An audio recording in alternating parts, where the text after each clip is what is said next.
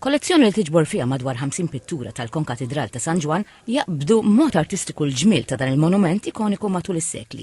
Il-wirja blisem ta' Portraying St. John's Co-Cathedral Through Time turi xogħlijiet li jirriflettu l-internu l-estern tal-Konkatedral ta' San Ġwan, kif interpretati minn artisti klassiċi u oħrajn kontemporanji. Mill-aħar tas-seklu 16 sas-seklu 21, dawn il-pitturi minn kollezzjonijiet pubbliċi u privati juru l-ispirazzjoni li nebħet lill-artisti mal-medda ta' żmien.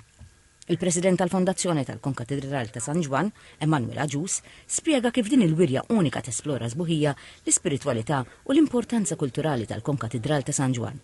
Il-Professur Aġus qal li din il-wirja hija parti mill-ħidma kontinwa tal-Fondazzjoni biex tiċċelebra u taqsam il-wirt tal-katedral mal-komunità u viżitaturi minn madwar id-dinja.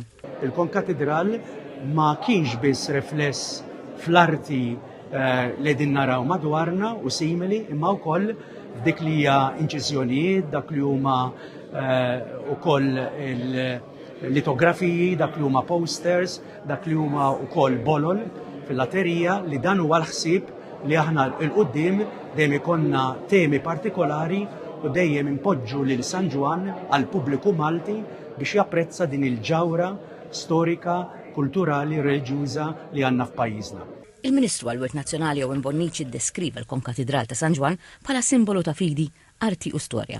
Il-Ministru Bonnici faħħar din l-inizjattiva li hija riżultat ta' għajn ta' ispirazzjoni għall-artist li ħadmu u għadhom jaħdmu f'Malta. Tenna l-impenn tal-Gvern li jkompli ħares il-Wirt Nazzjonali. Il-wirja se tibqa' miftuħa sal-aħħar ta' Ġunju.